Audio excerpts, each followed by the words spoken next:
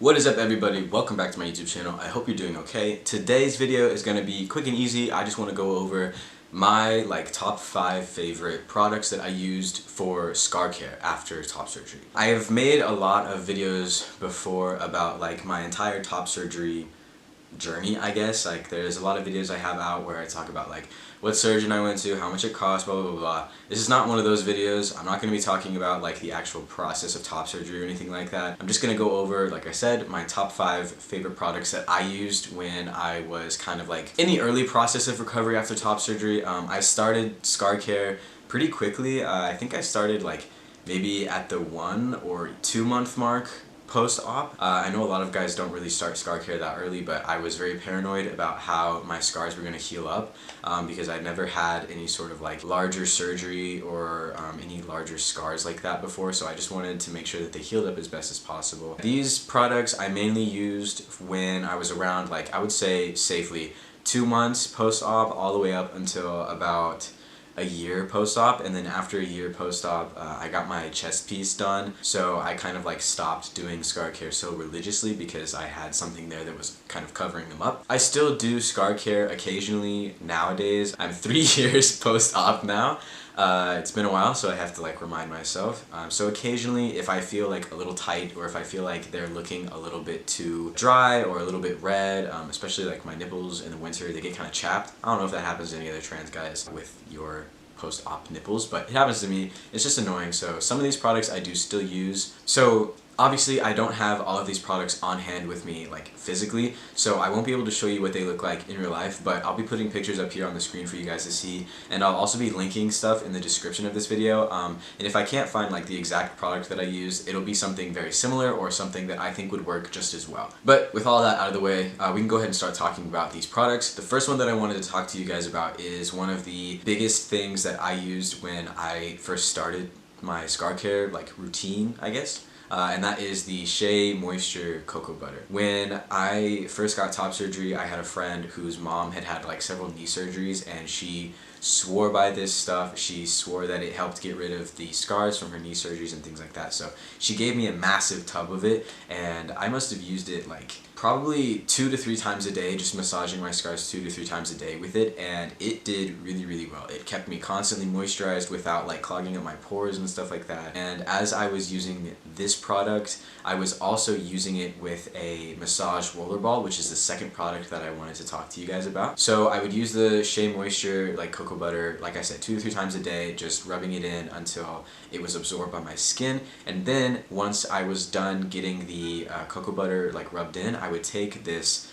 It was I found it on Amazon, and it was a stainless steel massage ball, but it had a handle, and so I could just take my little T-Rex arms when I was in recovery, and I could just roll it really gently at first over my scars and over my nipples, or over my incisions, I should say.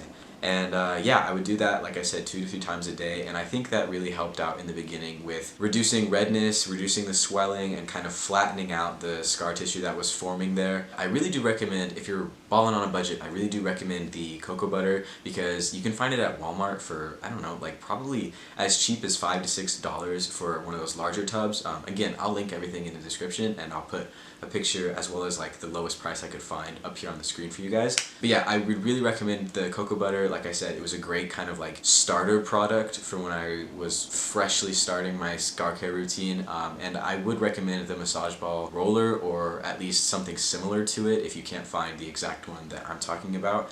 They're also pretty cheap on Amazon, and you can find some in Walmart and stuff like that too. Maybe those ice rollers that I've seen people using on their face, or one of those jade stone rollers that people use on their face, those would probably work as well, and you can find those at Target, Sephora, Walmart. They're very popular right now, and I think it would work just as well on your chest and on your incisions. If you can't find store-bought, homemade is just fine. You know, use your fingers. It's fine. The next thing that I'm going to talk to you guys about is, it's not necessarily a product that's explicitly meant for scar care. It's not specifically made for scar care, but it is something that I would really recommend. especially if you're someone like me and the little like silicone scar strips, like the tape that goes over your incisions, that stuff did not work for me. I don't know if like my skin was just not sticky enough or if the brand that I bought was just not adhesive enough, but it would come off so easily. It would never really stick on very well. If you're like me and scar strips don't work for you, but you still want to go out shirtless, you still want to do things shirtless, I would really recommend investing in a very nice moisturizing SPF. So a sunscreen that has really high SPF, preferably zinc. If you can find straight up zinc, I would really recommend that. I went to the Rip and Dip River Float, which is in Waco, Texas, so really hot in the middle of summer, very sunny day. And I, like I said, didn't like silicone scar strips, so I ended up putting just straight zinc on my incisions and on my nipples.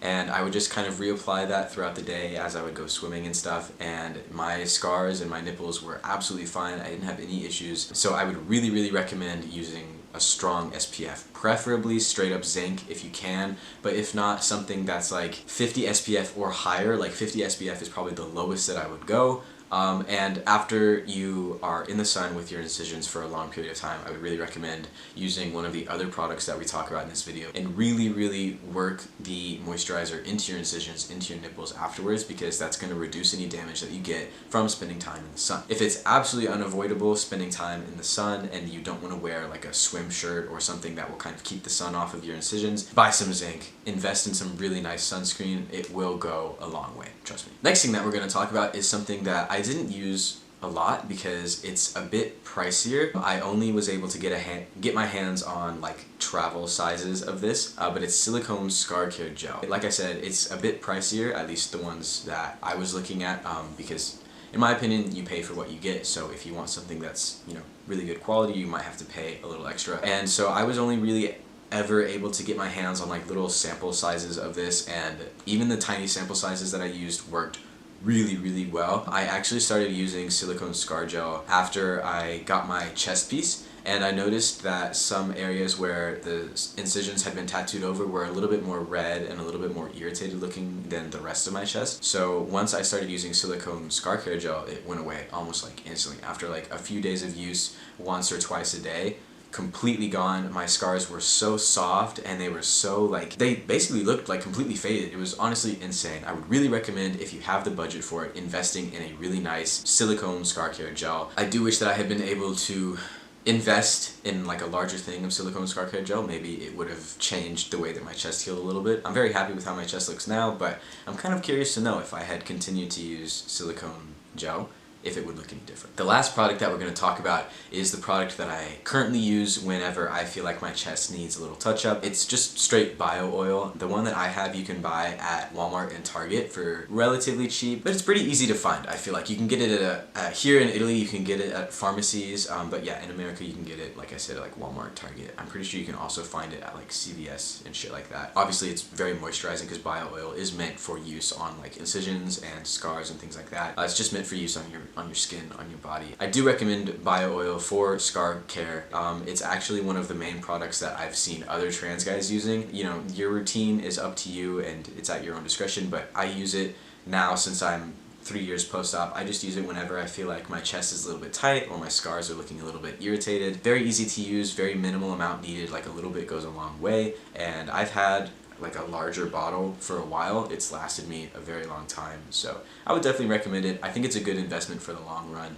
The only downside to bio oil that I personally don't like is it's not easily absorbed into the skin, since it is an oil. It's not like a moisturizing gel or a specific like cocoa butter that's meant to be absorbed into your skin quickly. I do kind of notice that whenever I use bio oil, there is like a little bit of a sheen, there is a little bit of like just an oily residue left over on my skin. That bothers me sometimes, but it's not a big deal, especially if you're doing it at night before you go to bed, like who gives a shit. But during the day, if you're doing it in the morning before you go out, just keep that in mind if that's something that might bother you. If you or someone you know used the same products and had a different experience, or if you use different products that you also think worked really well, feel free to leave them in the comments down below. I love to talk to you guys. It's a great way to connect and kind of like relate and talk about, you know, just our own transitions. So feel free to leave your comments down below. If you enjoyed this video, go ahead and give it a thumbs up, click the like button so that I know that you enjoyed this video and I know that I should keep making videos like this in the future. And lastly, of course, if you enjoy my videos and you don't want to miss out on any of the future ones, go ahead and subscribe to my channel. It's free, it takes 5 seconds. Just while you're down there leaving a comment or leaving a like, why not click the subscribe button as well. Thank you guys so much for watching this video, and I hope I will see y'all in the next one.